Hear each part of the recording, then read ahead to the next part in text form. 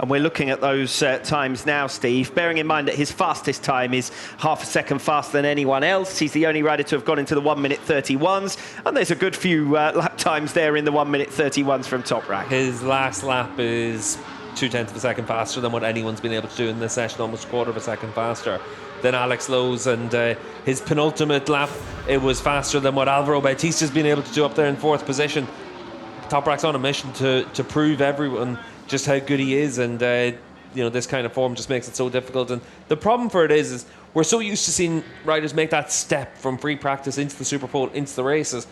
The biggest issue is that no one looks like they've got that speed to go with Toprak, and we saw that in Donington. We're seeing it this weekend as well. He's just got that 2, 3, 4 tenths of a second in hand on everyone right now. And that's one of the great things about Toprak as well. You know, 1 minute he's exercising his eyebrow muscles, and the next minute the switch is flicked, and away he goes, and he hits the ground running immediately on a Friday. There's no building yourself into a weekend, and that's been a strong point there on the Yamaha as well for Toprak previously. Yeah, it's the showmanship of Toprak as well, and you know, you see the friendly guy, the guy that's got all the time in the world for fans, wants to make everyone smile with his antics on a paddock scooter, and then suddenly you see the visor go down and he becomes a different animal. But we saw that as well in Donington once the inquiry was made about the seat height. Suddenly Toprak was furious, and we don't tend to see that too much in front of the camera, but there's that flick of the switch for Razgatlioglu where he goes into race mode, and suddenly he's a different guy.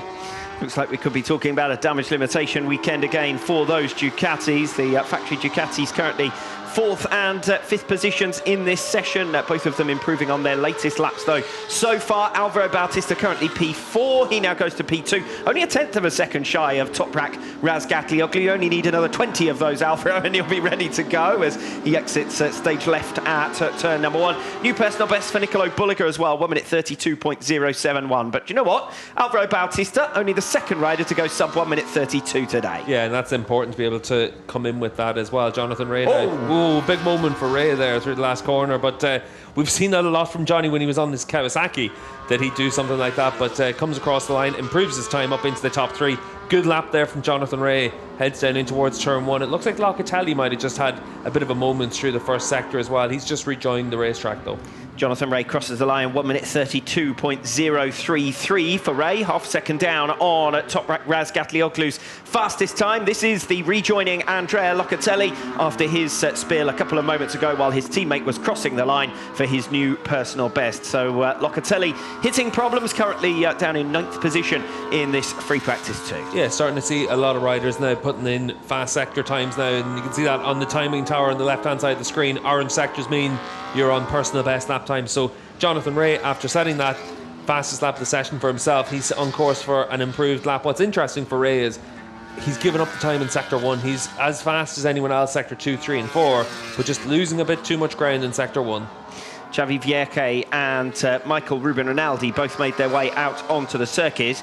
Rinaldi, though, I'm afraid, has gone straight back into the pits again. So that issue still not resolved with only 2 minutes remaining in free practice 2, and his day is done. Razgatlioglu back in his pit box. Jonathan Ray staying out there from P3. We'll see if he can make any further improvements in the final minutes. At the moment, the train is rather from 3rd position down, isn't it? Ray, Lowe's, Bulliger, Petrucci, all covered by less than 1/10 of a second.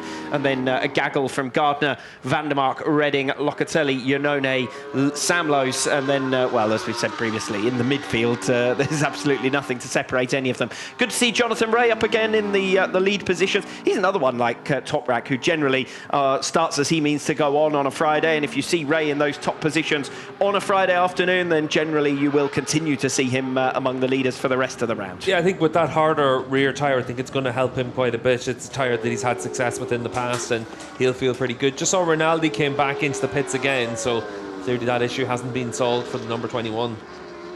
Andrea Locatelli has now been advised to return to pit lane. Of course, had a crash on his previous lap. It is a requirement during a practice session to make your way back into the pits, just to receive confirmation that everything is A-OK before you can rejoin the fray. 1 minute to go, so this will be the last lap anyway for Andrea Locatelli. A rider that made his way back out, Xavi Vierge as well, has got back out there. So important for Honda to be able just to make sure everything's okay after his technical issue.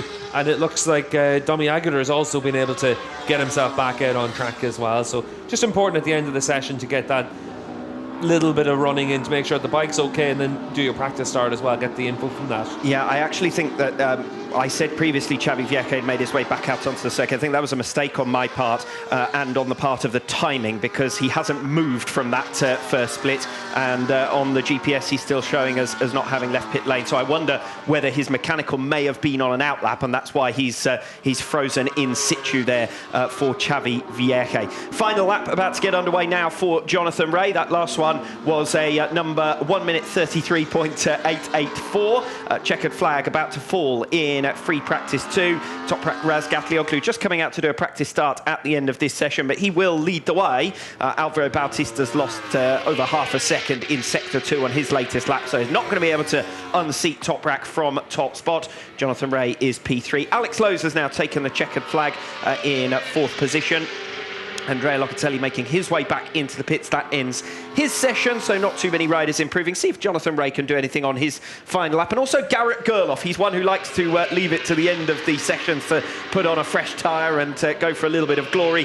Gerloff currently down in P15. He's improving in the second half of his latest lap. Jonathan Rea only 0.3 of a second down at the halfway mark, so improving in the first 2 sectors as far as he is concerned, as the Aruba.it Ducatis shadow one another to the line. Alvaro Bautista leading them, P2 in FP2. 1 minute 32.208 from him, so decent final lap.